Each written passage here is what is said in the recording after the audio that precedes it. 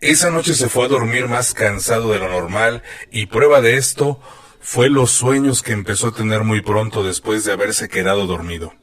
En él veía cómo su hermano moría en un accidente de tránsito. Pudo ver exactamente cómo ocurría, pero en el mismo sueño vio a un hombre mayor que le dijo que dejara de sufrir, ya que su hermano había muerto por su propia culpa, que nada se podía hacer. Él no entendía lo que estaba pasando, pero el ver el lugar del accidente y cómo quedó el auto de su hermano lo hacía llorar copiosamente mientras aquel personaje le palmoteaba la espalda. En una de esas despertó llorando por lo que había vivido. Se sintió aliviado al saber que solo era un sueño. Fue hasta la cocina y bebió un vaso de agua. Como le gustaba fumar un poco, decidió salir a fumar un cigarrillo, ya que su esposa no le gustaba que fumara dentro de la casa. Al salir, vio un personaje sentado a un lado donde él estaba. Le preguntó qué hacía allí, ya que estaba dentro de su propiedad. El extraño levantó la mirada y le dijo: «Solo vine a decirte que no es un sueño». Cuando lo reconoció, él sintió que su corazón dejaba de latir. El personaje que tenía frente a él era el mismo que había visto en el sueño.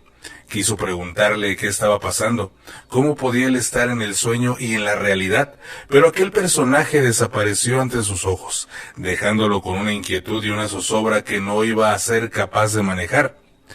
Para sacarlo de sus pensamientos inexplicables y terroríficos, el teléfono que quedaba en la sala dio 3 timbrazos, como si lo estuvieran llamando de urgencia a que contestara. Cuando él llegó, ya su esposa había contestado y su cara decía que no eran buenas noticias. Efectivamente, le dijo que su hermano había muerto en un accidente de tránsito. Él, sin más, tomó el auto y se fue al lugar donde le decían. Es más, no necesitaba que le explicaran dónde era. Él sabía exactamente a dónde debía ir. Ya lo había visto en sus sueños. Mientras iba al lugar, lo hacía a gran velocidad. Pero de un momento a otro escuchó un susurro detrás de él que le dijo: «Despacio, si no quieres terminar igual». Él no fue capaz de voltear, pero por el retrovisor pudo ver que en la silla de atrás estaba sentado aquel personaje, el de los sueños, y el que estaba fuera de su casa. Sin más, frenó en seco y volteó a ver qué hacía ese hombre en su auto, pero allí no había nadie, solo soledad y la desazón de haber perdido a su hermano y saber que había tenido un sueño profético. Cuando llegó al lugar, todo era exactamente como lo vio. Se sentó en el mismo lugar a llorar, solo que en esta ocasión no estaba ese personaje junto a él. Después de varios exámenes médicos y policiales, descubrieron que su hermano iba un poco alcoholizado y al parecer, debido a esto había ocurrido el accidente. Como se lo dijo el hombre en el sueño, el hermano era culpable de su propia muerte.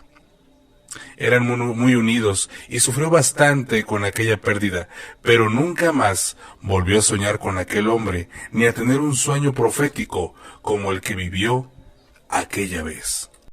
El hedor a desinfectante y desesperación era el aire que César respiraba cada segundo en el hospital psiquiátrico.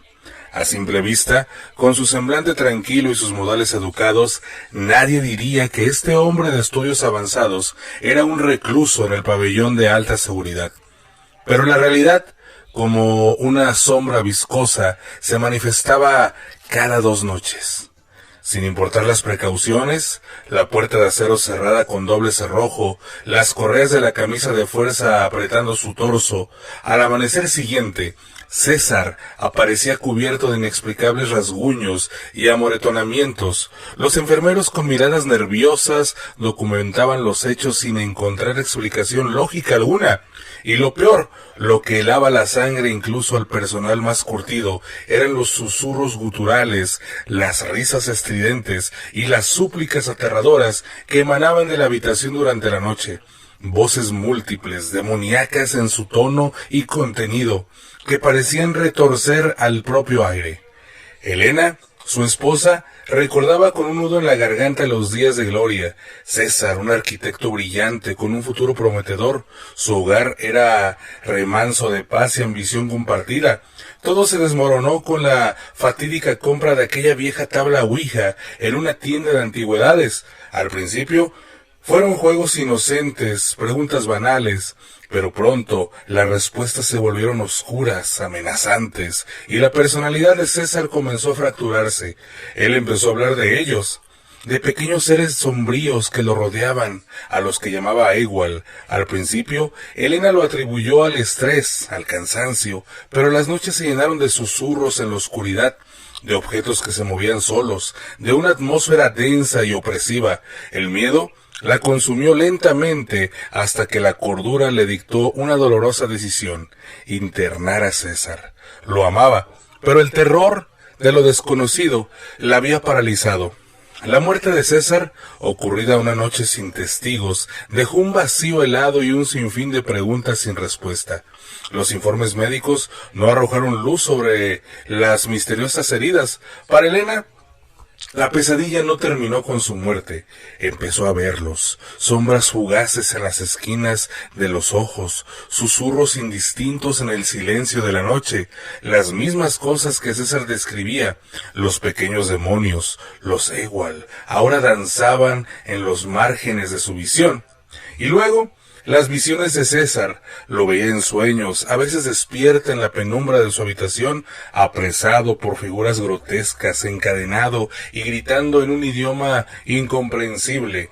La imagen la perseguía, la convencía de que algo terrible se había aferrado a él a través de aquella tabla y que ahora, de alguna manera, la alcanzaba a ella.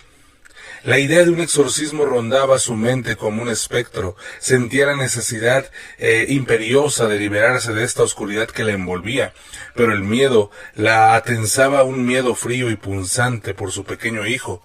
¿Y si la misma maldición, la misma presencia maligna que consumió a César, se extendía hacia él? ¿Y si al intentar purificarse desataba una fuerza aún más terrible sobre su inocente criatura?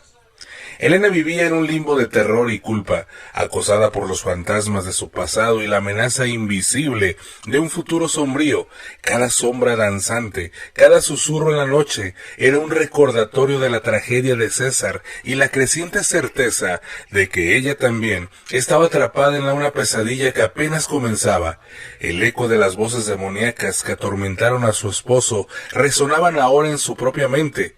Un presagio escalofriante de lo que podría estar por venir. Ellos, como buenos campesinos, estaban acostumbrados a salir en la noche por aquellos caminos oscuros y muy angostos. También sabían de las historias de brujas y duendes de las que se hablaban por allí, pero esta noche algo los marcaría. Mientras iban llegando al lugar más espeso del bosque, escucharon un sonido extraño acompañado de un temblor de tierra que hizo mover todo. A pesar de que se asustaron, siguieron su camino ya que eran hombres curtidos de aquel lugar. Pero algo que los sorprendió fue que encontraron una pequeña casa de madera que antes nunca habían visto. Ellos conocían aquel camino a la perfección. Desde dentro veían que subía humo como si alguien estuviese cocinando. Quisieron pasar de largo, pero cuando iban al frente, la puerta se abrió y una mujer les dijo que si no querían tomar un café. Ellos se miraron sorprendidos. Sabían que lo que estaban viendo en ese momento no era cosa de este mundo, pero ¿cómo decirle que no a esa extraña aparición? Sin más titubeos, le dijeron que sí, que tomarían un café. Entraron a la pequeña sala humilde y se sentaron a la mesa con la anciana. Un café humeante y delicioso se saborearon, solo hasta ahí recuerdan, porque solo despertaron al amanecer tirados en medio del bosque, desnudos y con magullones por todo el cuerpo, como si alguien los hubiese golpeado con un látigo. No supieron nunca lo que vivieron aquella noche, ni siquiera quién era aquella anciana. Y aunque muchas veces volvieron por allí tratando de encontrar aquella casa, nunca dieron con ella. Simplemente se encontraron con algo que no es de este mundo, como lo pensaron en ese momento. Pero después de esto, muchos otros transeúntes de aquellos caminos, más que todo en la noche, aseguran haber encontrado a aquella anciana, pero como ya sabían del tema, de no entrar a tomar nada en esa casa, simplemente le decían que gracias y seguían su camino. Pero siempre se les perdía el camino y solo lo volvían a encontrar al amanecer cuando cantaba el primer gallo. Así que los pobladores empezaron a evitar caminar por allí cuando ya llegaban las 6 de la tarde, porque sabían que en ese bosque había un ser extraño que al parecer era una anciana. Tal vez una bruja, pero también podía ser un demonio o algo más. No se sabe por qué hacía que los hombres perdieran el camino y que muchas veces no recordaran lo que pasó el resto de la noche, cuando no encontraban el regreso a casa. El hedor a desinfectante y desesperación era el aire que César respiraba cada segundo en el hospital psiquiátrico. A simple vista, con su semblante tranquilo y sus modales educados, nadie diría que este hombre de estudios avanzados era un recluso en el pabellón de alta seguridad. Pero la realidad, como una sombra viscosa, se manifestaba cada 2 noches.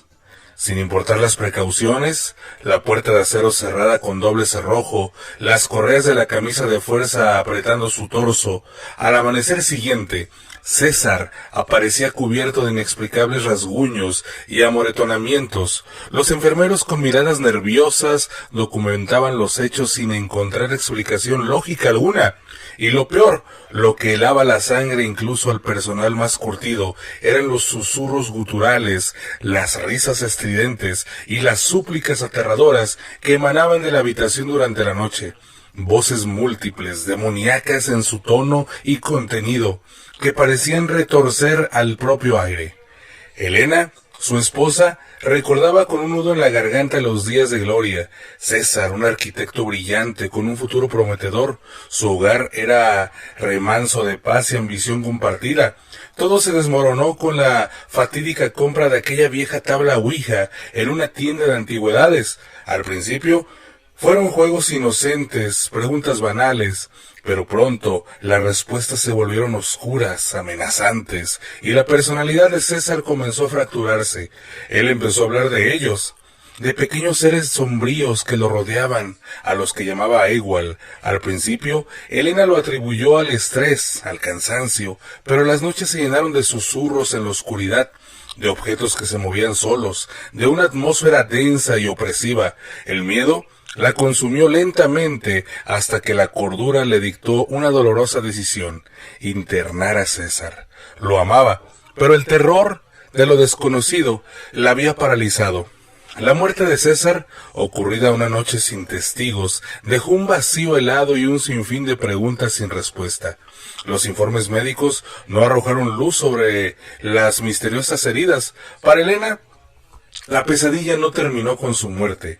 Empezó a verlos, sombras fugaces en las esquinas de los ojos, susurros indistintos en el silencio de la noche, las mismas cosas que César describía. Los pequeños demonios, los Ewal, ahora danzaban en los márgenes de su visión. Y luego, las visiones de César. Lo veía en sueños, a veces despierta en la penumbra de su habitación, apresado por figuras grotescas, encadenado y gritando en un idioma incomprensible. La imagen la perseguía, la convencía de que algo terrible se había aferrado a él a través de aquella tabla y que ahora, de alguna manera, la alcanzaba a ella. La idea de un exorcismo rondaba su mente como un espectro. Sentía la necesidad imperiosa de liberarse de esta oscuridad que la envolvía, pero el miedo la atensaba, un miedo frío y punzante por su pequeño hijo. ¿Y si la misma maldición, la misma presencia maligna que consumió a César, se extendía hacia él? ¿Y si al intentar purificarse desataba una fuerza aún más terrible sobre su inocente criatura? Elena vivía en un limbo de terror y culpa, acosada por los fantasmas de su pasado y la amenaza invisible de un futuro sombrío. Cada sombra danzante, cada susurro en la noche, era un recordatorio de la tragedia de César y la creciente certeza de que ella también estaba atrapada en una pesadilla que apenas comenzaba. El eco de las voces demoníacas que atormentaron a su esposo resonaban ahora en su propia mente. Un presagio escalofriante de lo que podría estar por venir. La noche era densa sobre la carretera 57, un manto negro salpicado solo por el brillo mortecino de las estrellas y las luces solitarias de otros tráileres a lo lejos. El rugido constante del motor de su tráiler era la única compañía de Don Beto, mientras avanzaba hacia el norte, rumbo a Matehuala. La cabina olía a café rancio y al aroma familiar del camino. Llevaba horas manejando, la monotonía del asfalto y las luces parpadeantes de los postes comenzaban a pesarle en los párpados. Fue entonces cuando la vio. A la orilla de la carretera, bajo la luz pálida de la luna, una figura femenina hacía señas desesperadas. Su silueta era frágil y su vestimenta parecía andrajosa, sucia por el polvo del camino. La curiosidad y la vieja costumbre de ayudar a quien lo necesitara hicieron que don Beto redujera la velocidad. A medida que se acercaba, los detalles de la mujer se volvían más nítidos. Su ropa estaba desgarrada, su cabello largo y enredado caía sobre su rostro. Una sensación extraña, un escalofrío sutil recorrió la espalda del trailero. Cuando estuvo a unos metros, la mujer levantó la cabeza. El corazón de don Beto dio un vuelco helado. No tenía ojos. En su lugar solo había dos cuencas profundas y oscuras, abismos de la nada. De su boca, entreabierta, goteaba un líquido espeso y viscoso, una mezcla repulsiva de rojo oscuro y negro. El terror lo invadió como una descarga eléctrica. Sin pensarlo dos veces, don Beto pisó el acelerador a fondo. El tráiler bramó, ganando velocidad mientras dejaba atrás aquella visión infernal. Miró por el espejo retrovisor y la vio. La mujer de la carretera corría detrás del tráiler con una velocidad antinatural, sus ropas ondeando en el viento, su rostro sin ojos fijo en él. El pánico se apoderó de don Beto. Apretó el volante con fuerza, rezando en silencio mientras la imagen de aquella figura espectral lo perseguía en el espejo. De repente, como si hubiera desaparecido así como así, dejó de verla. Un suspiro tembloroso escapó de sus labios. Pensó que quizás había logrado dejarla atrás, que todo había sido una horrible alucinación producto del cansancio, pero entonces sintió un peso a su lado. Lentamente, con el corazón latiéndole con fuerza en el pecho, giró la cabeza. La mujer estaba allí, sentada en el asiento del copiloto, su rostro inexpresivo y sus cuencas vacías clavadas en él. El aliento fétido y frío le rozó la cara cuando la mujer abrió la boca y lanzó un grito desgarrador. Un sonido gutural y antinatural que resonó en la cabina como un presagio de muerte. Don Beto gritó también, un alarido de puro terror antes de que la oscuridad lo envolviera. Perdió el conocimiento desplomándose sobre el volante. Pasó un tiempo indeterminado antes de que don Beto volviera en sí. Sintió un movimiento en la cabina y abrió los ojos con dificultad. Dos hombres vestidos con uniformes de la Guardia Nacional lo miraban con preocupación. «Señor, ¿se encuentra bien? Encontramos su tráiler detenido en medio de la carretera. ¿Qué sucedió?», preguntó uno de los oficiales. Don Beto los miró, el recuerdo de la mujer sin ojos aún vivido en su mente. El miedo lo atenazaba, haciéndole dudar de sus propias palabras. ¿Cómo podría explicarles lo que había visto? ¿Quién le creería una historia tan escalofriante? Nada, oficial, balbuceó don Beto, tratando de recomponerse. Debí quedarme dormido al volante, el cansancio me jugó una mala pasada. Los oficiales intercambiaron miradas de incredulidad, pero no insistieron. Ayudaron a don Beto a incorporarse y revisaron el tráiler. No encontraron nada fuera de lo normal. Don Beto nunca les contó la verdad, guardó el terrorífico encuentro como un oscuro secreto, una cicatriz invisible en su alma. Cada vez que volvía a transitar por la carretera 57, antes de llegar a Matehuala, una punzada de miedo recorría su cuerpo, recordándole la noche en que la muerte lo miró con cuencas vacías y un grito helado. La historia que le pasó a su padre en aquellos días previos a la pandemia del 2020 quedó grabada en su memoria, una prueba de que en los caminos solitarios, a veces, lo inexplicable acecha en la oscuridad. El viento aullaba como una alma en pena alrededor de los muros del orfanato de Santa Inocencia, en las afueras de un municipio muy afamado. Dentro de la atmósfera era aún más helada, cargada de un terror palpable que se había instalado desde la llegada de Mateo, un niño de ojos oscuros y de sonrisa inquietante. Mateo no era como los demás. Susurros guturales en latín resonaban en las noches silenciosas, y cuando una frase en particular escapaba de sus labios, una oleada de convulsiones recorría los pequeños cuerpos de los otros huérfanos. Sus ojos se volvían vidriosos y sus voces se unían en un coro demoníaco. El padre Benjamín, un hombre de fe inquebrantable pero con arrugas de preocupación cada vez más profundas, había agotado sus oraciones y bendiciones. Desesperado recorrió a la diócesis implorando ayuda.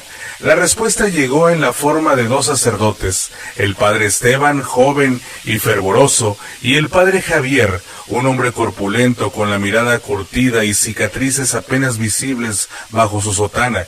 El padre Javier había visto horrores antes de encontrar refugio en la fe. La guerra en la que luchó lo había marcado con imágenes imborrables de muerte y crueldad.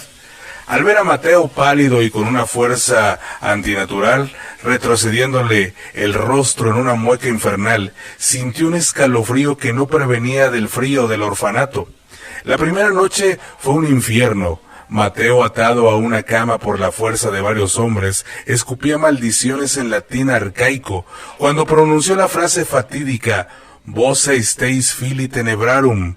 Los otros niños en sus camas comenzaron a retorcerse y a gritar en lenguas desconocidas. El padre Esteban rezaba con fervor su rosario, tintineando como un escudo contra la oscuridad. Pero para el padre Javier las palabras del demonio resonaban de una manera escalofriante. La voz gutural de Mateo cambió adoptando un tono burlón y familiar. ¿Recuerdas, Javier? El barro rojo, los gritos, el olor a quemado, imágenes borrosas de trincheras, explosiones y rostros desfigurados asaltaron su mente. El demonio hurgaba en las heridas de su pasado, desenterrando la culpa y el horror que había enterrado bajo capas de fe. Cada nueva sesión de exorcismo se convertía en una tortura doble para el padre Javier. El demonio, a través de Mateo, le recordaba cada detalle sangriento de la guerra, cada vida cegada, cada decisión brutal. Su fe comenzaba a temblarse, la cordura se desdibujaba bajo el peso de los recuerdos revividos con saña. Una noche, durante uno de los ataques de Mateo, algo se rompió en el padre Javier. Sus ojos, antes llenos de una fe firme, se inyectaron en sangre. Con un grito desgarrador se abalanzó sobre el niño poseído, intentando silenciar la voz que lo atormentaba. El padre Esteban intentó detenerlo, pero la fuerza del antiguo soldado era imparable. En el momento culminante de su arrebato, cuando sus manos temblaban sobre el cuello del niño, el padre Javier se detuvo en seco. Sus ojos se abrieron con horror, como si viera algo terrible más allá de Mateo. Lentamente cayó de rodillas. Sus ojos se pusieron en blanco y una sonrisa macabra se dibujó en su rostro. Con una lentitud antinatural, tomó el crucifijo de plata que colgaba de su cuello y lo desprendió. Y con la punta afilada se lo clavó directamente en el corazón. Un gemido ahogado escapó de sus labios antes de desplomarse sin vida. Mateo, a través de la posesión, soltó una carcajada estridente y helada que resonó en todo el orfanato. El padre Esteban, con el rostro empapado en lágrimas y sudor, sintió un terror frío recorrer su espina dorsal, pero su fe era lo único que le quedaba. Con una determinación feroz levantó su crucifijo y comenzó un exorcismo con una intensidad nunca antes vista. Sus oraciones resonaban con fuerza pura, enfrentándose a la oscuridad con la luz de su creencia. Finalmente, después de una lucha agónica que pareció durar una eternidad, el demonio abandonó el cuerpo de Mateo, dejando al niño inconsciente y exhausto. El silencio cayó sobre el orfanato, un silencio pesado y ominoso. El padre Esteban, exhausto pero victorioso, se arrodilló para dar gracias. Sin embargo, la tensión y el horror habían quebrado su precio. Un dolor agudo le atravesó el pecho y cayó hacia adelante, sin vida, víctima de un infarto. Desde aquella noche fatídica, el orfanato de Santa Inocencia quedó abandonado. Los niños que sobrevivieron fueron reubicados, pero la leyenda del lugar persistió. Los habitantes de aquel municipio cuentan que, en las noches oscuras y sin luna, se pueden escuchar gritos desgarradores provenientes de las ruinas. Algunos afirman haber visto dos figuras espectrales, vestidas con sotanas raídas, ardiendo en llamas en el pasillo principal, repitiendo una y otra vez las horribles escenas de su último enfrentamiento contra la oscuridad. El viento aullaba, llevando consigo los ecos de la posesión y la desesperación, un recordatorio constante del mal que una vez residió en el ahora maldito orfanato de Santa Inocencia.